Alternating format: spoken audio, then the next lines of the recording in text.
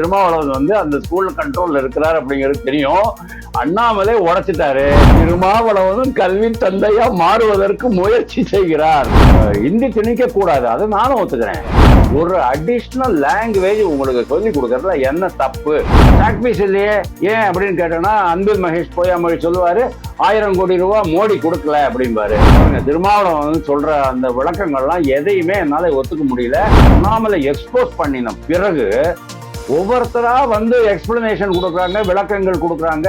அந்த விளக்கங்கள் எல்லாம் வளராத விளக்கங்களா இருக்கு. சார், அண்ணாமலை அவர்கள் விஜய்க்கு ஒரு சிபிஎஸ்இ ஸ்கூல் இருக்கு அப்படின்னு சொல்லிட்டு சொல்லியிருந்தாரு. இப்ப திருமாவளவனுக்கும் ஒரு ஸ்கூல் இருக்குன்னு சொல்லிட்டு போட்டு உடைச்சிட்டாரு.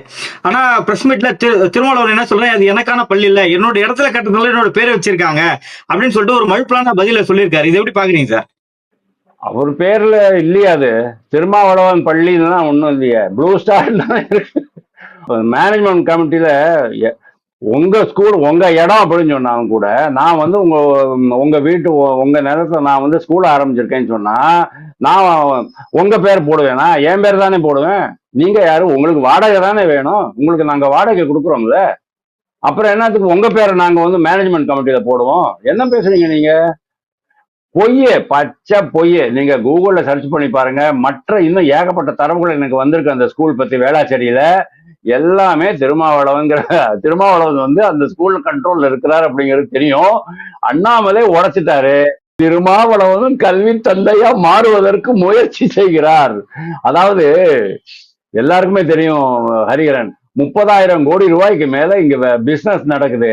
ஒரு ஸ்கூல்ல 1000 குழந்தைங்க படிக்கிறதுன்னு சொன்னா அவங்க ஃபீஸ் டொனேஷன் வாங்கிக்குவீங்க, ஃபீஸ் வாங்கிக்குவீங்க, அப்புறமா கல்ச்சுரல் ஃபீஸுமீங்க, ஸ்போர்ட்ஸ் ஃபீஸுமீங்க, லெபரட்டரி ஃபீஸ் அப்படிம்பீங்க, ஜாமெட்ரி பாக்ஸ் ஃபீஸ் அப்படிம்பீங்க, எல்லாம் வாங்கிக்குவீங்க, சீருடை கொடுப்பீங்க. அதுக்கப்புறமா ஏதாவது கலை நிகழ்ச்சி நடந்தா அதுக்கு ஒரு ஃபீஸு, எக்ஸ்கர்ஷன் போனோம்னா அதுக்கு ஒரு ஃபீஸு, எல்லாத்தையும் நீங்க வாங்கிங்க. டோட்டல் எவ்வளவு வருது அப்படின்னு பாருங்க. டோட்டல் எவ்வளவு செலவு பண்றாங்கன்னு பாருங்க. பிரைவேட் ஸ்கூல்ஸ்ல ஆசிரியர்களுக்கு எவ்வளவு சம்பளம் கொடுக்குறாங்கன்னு நீங்க பாருங்க சார். வயிற்றுச்சலா இருக்கு சார். கவர்மெண்ட் ஸ்கூல்ல 1 லட்சம் ரூபாய் கிட்டத்தட்ட சம்பளம் வாங்கிக்கிட்டு அந்த ஆசிரியர்கள் படிப்பு சொல்லி கொடுக்கவே மாட்டேன்றாங்க. அதாவது அங்க வர ஸ்டூடெண்ட்ஸ்னுடைய தரத்தை பார்த்து ஓரளவுக்கு சில பேரை ப்ரிப்பேர் பண்ணலாம், தப்பு கிடையாது. எல்லா ஸ்கூல்ஸும் நான் சொல்லல, சில ஸ்கூல்ஸ்ல அப்படிதான் இருக்கு. ஆனா பிரைவேட் ஸ்கூல்ஸ்ல ஆசிரியர்களை புழிஞ்சிட்டு 8 மணி நேரம் 9 மணி நேரம் புழிஞ்சிருவாங்க. பாவம், அவங்களுக்கு 30,000 ரூபாய் 40,000 ரூபாய் தான் சம்பளம் கிடைக்கிறது.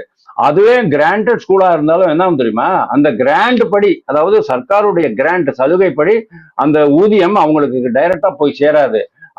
அவங்களுக்கு போறதுக்கு முன்னால அவங்க அக்கௌண்ட்ல தான் டிரான்ஸ்ஃபர் பண்ணணும். நார்மலா அவங்க டிரான்ஸ்ஃபர் பண்ணின உடனேயே ஒரு விட்ரோவல் ஸ்லிப் வாங்கி கையில வச்சுக்குவாங்க. இதெல்லாம் நான் பார்த்திருக்கேன், அந்த டிபார்ட்மெண்ட்ல நான் இருந்திருக்கேன்.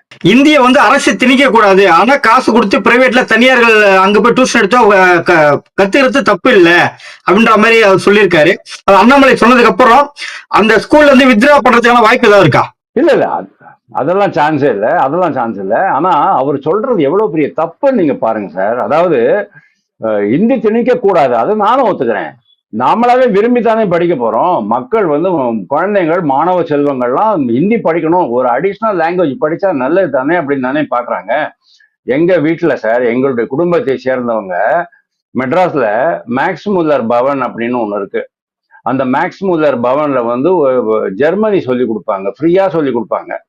எங்க வீட்டுல எங்க குடும்பத்தை சேர்ந்தவங்க 2 பேரு இங்க படிச்சுட்டு ஜெர்மனியில போயிட்டு பெரிய இடத்துல வேலை பண்றாங்க. ஜெர்மனியில் நீங்க போனீங்கன்னு சொன்னா working knowledge of German language வேணும் உங்களுக்கு. அது மாதிரி நம்ம விரும்பி தானே படிக்க போறோம். அதுக்கு போயிட்டு நீங்க காசு கொடுத்து பிரைவேட் ஸ்கூல்ல போய் படிக்கணும் அப்படிங்கிற அவசியம் என்ன? இல்லைன்னா பக்கத்து வீட்டு ஆண்டி சொல்லி கொடுக்குறாங்கன்னு அங்க போய் படிக்கிறதுக்கு என்ன அவசியம் இருக்கு? நான் என்ன கேட்கிறேன், கவர்மெண்ட் அமைப்பு, அதாவது அரசு பள்ளி கட்டமைப்புங்கிறது ஒரு மிகப்பெரிய கட்டமைப்பு. எல்லா ஃபெசிலிட்டிஸும் இருக்கு. 44,000 கோடி ரூபாய் வருஷத்துக்கு செலவு பண்றீங்க. ஒரு அடிஷனல் லாங்குவேஜ் உங்களுக்கு சொல்லி கொடுக்கறதுல என்ன தப்பு?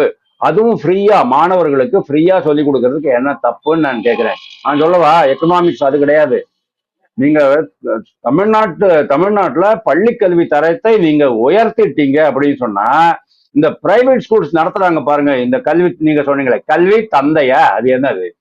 கல்வி தந்தைகள் எல்லாம் அங்க அவங்க நடத்துற ஸ்கூல்ஸ்ல இருந்து எல்லாம் ரிவர்ஸ் அடிக்கும். இப்போ வந்து அரசு பள்ளிகள்ல இருந்து பிரைவேட் ஸ்கூலுக்கு போறாங்க. காரணம் வந்து அங்க தரம் உயர்ந்திருக்கு அப்படின்னுட்டு. இங்க தரத்தை நீங்க உயர்த்தினீங்கன்னு சொன்னா அங்கிருந்து ரிவர்ஸ் மைக்ரேஷன் வந்துடும். எல்லாரும் அரசு பள்ளிகளுக்கு போயிருவாங்க. அங்க எல்லாம் உங்களுக்கு நஷ்டமாயிரும் அப்படிங்கிற அந்த ஒரு எக்கனாமிக்ஸ் காரணம் தான் இந்த அரசு பள்ளிகளை இன்னும் அதே லெவல்ல வச்சிருப்பாங்க. கக்கூஸ் இருக்கும், தண்ணி வராது, கக்கூஸே இருக்காது.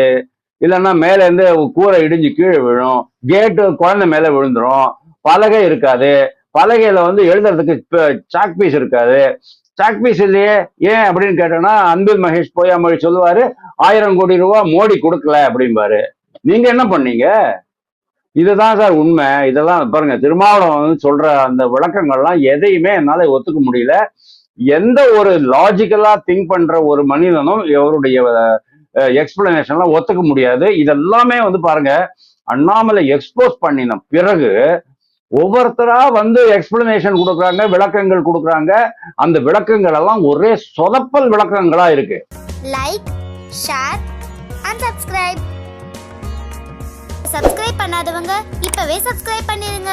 எங்களோட அப்டேட்ஸ் உங்களுக்கு வரணும்னா பெல் பட்டனை பிரஸ் பண்ணுங்க.